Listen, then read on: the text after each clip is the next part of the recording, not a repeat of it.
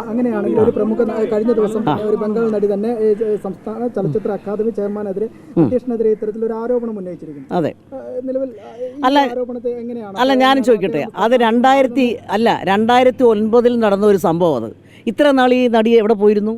ഇത്ര നാൾ എന്തിനു കാത്തിരുന്നു?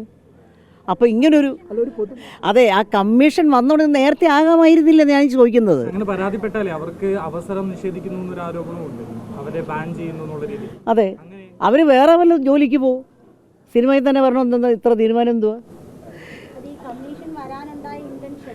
ആ, അപ്പോൾ പിന്നെ അതാ. അതെ, ഈ കമ്മീഷൻ ഞാൻ ചോദിക്കുന്നത്, ഈ കമ്മീഷൻ വരാൻ വരെ കാത്തിരുന്ന എന്തിനാ? ഇവിടെ ഇപ്പോൾ കംപ്ലയിൻറ്റ് ചെയ്യുന്ന 8-9 വർഷം മുമ്പ് നടന്ന സംഭവങ്ങളാണ്. ആ, ഇത്രയും മുമ്പ് നടന്ന സംഭവങ്ങൾ ഇല്ലായിരുന്നു. അപ്പം ഞാനൊരു കാര്യം ചോദിക്കട്ടെ, അങ്ങനെ ഈ പ്രതികരിച്ചവർക്ക് എല്ലാവർക്കും ഈ അനുഭവം ഉണ്ടായിട്ടുള്ള എന്താ തെളിവ്? ചുമ്മാ ഇപ്പോൾ ഈ ഒരു കമ്മീഷൻ വന്ന് പറഞ്ഞ് എല്ലാവരും മൊഴിയുടെ അടിസ്ഥാനത്തിലാണ് ഹേമ കമ്മിറ്റി റിപ്പോർട്ട് വന്നത്. അതെ, അപ്പോൾ ഇത്രയും പേര് പറഞ്ഞത് കളവാണ് എന്നാണോ? തെളിവില്ലെങ്കിൽ അതൊരു രഹസ്യമൊഴി.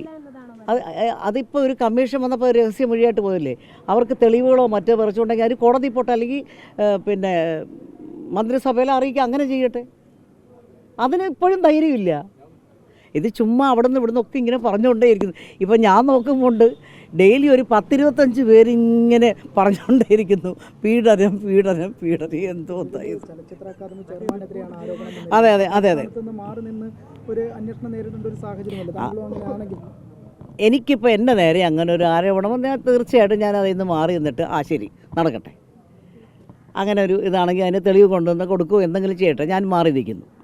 ഇപ്പോൾ എനിക്കിപ്പം അദ്ദേഹത്തെ അറിയാം, എൻ്റെ അടുക്കുള്ള പെരുമാറ്റം മാത്രമേ എനിക്ക് അറിയാനൊക്കത്തുള്ളൂ. എൻ്റെ അടുക്ക് അദ്ദേഹം വളരെ നന്നായിട്ട് പെരുമാറി. ഇനി മറ്റുള്ള സ്ഥലത്ത് എന്താണെന്ന് എനിക്കൊന്നും അറിയത്തില്ല.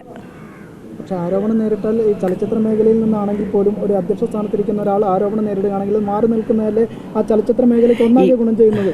തീർച്ചയായിട്ടും അതെ, അദ്ദേഹം മാറി നിന്നിട്ട് വേണം ഇതിനെ അന്വേഷിക്കാൻ പറയേണ്ടത്, അതെല്ലാം കാര്യങ്ങളൊക്കെ ചെയ്യേണ്ടത്. അത് അദ്ദേഹത്തിൻ്റെ സ്വന്തം ഇതാണ് കേട്ടോ, എനിക്കത് പറയാനൊക്കത്തില്ല.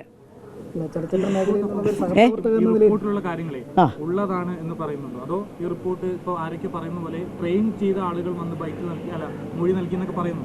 അപ്പോൾ മാമിൻ്റെ ഒരു ഒപ്പീനിയൻ എന്താണ്? ഈ റിപ്പോർട്ടിൽ പറയുന്ന കാര്യങ്ങൾ സത്യമാണോ, അപ്പോൾ കുറേയൊക്കെ സത്യമാണ്, ബാക്കിയെല്ലാം കള്ളമാണ്, അങ്ങനെയാണ്?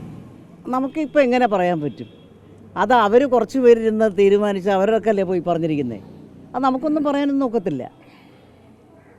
പിന്നെ ആരോ പറഞ്ഞ പോലെ സിനിമ എന്ന് പറയുന്നത് എന്താ പറയുന്നത്, എല്ലാവരുടെയും ഓരോ സ്വപ്നമാണ്. പിന്നെ ചിലർ ഇതിൽ വിജയിക്കുന്നു, ചിലർ തല എഴുത്ത് നല്ലതാവുന്നു, ഉയരത്തിൽ പോകുന്നു.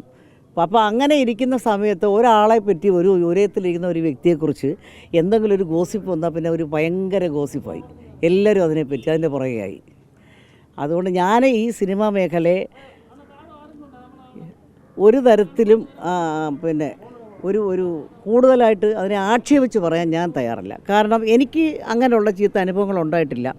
കുറച്ച് നല്ല ചീത്ത അനുഭവങ്ങൾ മറ്റുള്ളവർക്കുണ്ടായി കാണും, ഇല്ലെന്ന് ഞാൻ പറയുന്നില്ല.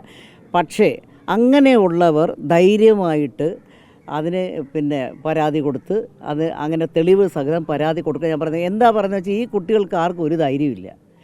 ഞാൻ ചോദിക്കട്ടെ, ഇങ്ങനെ ഒരാൾ ചൂഷണം ചെയ്ത് കഴിഞ്ഞ് മിണ്ടാതിരുന്നാലേ ഇവരെ തിരിച്ചിനി സിനിമയിൽ വിളിക്കുന്ന ഉറപ്പുണ്ടോ? ഉറപ്പില്ല. അപ്പം ഇങ്ങനെ ചെയ്താലും ചെയ്തില്ലെങ്കിലും സിനിമയിൽ വരുമെന്നുള്ളതിന് ഒരു ഉറപ്പുമില്ല. പിന്നെന്തിനാ അവർ പേടിക്കുന്നേ?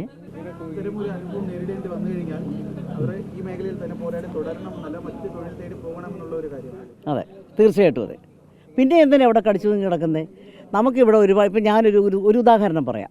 നമ്മുടെ സീരിയൽ രംഗത്ത് ഒരു നടിക്ക് വന്നിട്ട് പിന്നെ സീരിയലൊന്നുമില്ല, ജീവിക്കാൻ പറ്റ മാർഗ്ഗമില്ലാതെ അവർ നെയ്യാറ്റിൻകര തട്ടുദോശ വിറ്റുകൊണ്ടിരുന്നു. അവരവർ സുഖമായിട്ട് പറയാം അവരുടെ കടങ്ങളൊക്കെ തീർത്തെന്ന്. അതിനുള്ള ഒരു ധൈര്യം ആ സ്ത്രീക്ക് തോന്നിയില്ലേ? അപ്പം നമ്മൾ ഈ മേഖല മാത്രമല്ല, സ്ത്രീകൾ പറ്റിയ പല മേഖലയുണ്ട്. ഇതില്ലെങ്കിൽ വേണ്ട പോ. നിലവിൽ ആൽമ പ്രസിഡന്റിനെതിരെയും ആരോപണം വന്നിട്ടുണ്ട്. ആൽമ പ്രസിഡന്റിനെതിരെ ആരോപണം ഉന്നയിച്ചുകൊണ്ട് തന്നെ പലരും രംഗത്ത് വന്നിട്ടുണ്ട്. അതെ, പലരുടെയും ചാൻസുകൾ നിഷേധിക്കുകയാണെന്നുള്ളൊരു സാഹചര്യമൊക്കെ. അങ്ങനെ എന്തെങ്കിലും?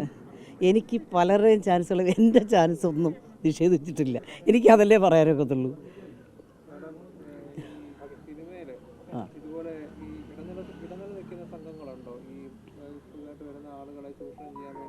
ഇടനിലയെന്ന് വെച്ചാൽ ഇപ്പോൾ ഒരു ജൂനിയർ ആർട്ടിസ്റ്റിനെ വിളിക്കുമ്പം 2000 രൂപ 1000 രൂപ പറയുമ്പോൾ അതിൻ്റെ ഒരു കമ്മീഷൻ എടുക്കുന്നവരൊക്കെ ഉണ്ട്. അവരാണല്ലോ ഇവരെ ഈ സിനിമയിലോട്ട് കൊണ്ടുവരുന്നത്. അതൊക്കെയുണ്ട്. പിന്നെ അടിസ്ഥാന സൗകര്യങ്ങൾ അത് വളരെ അത്യാവശ്യമാണ്.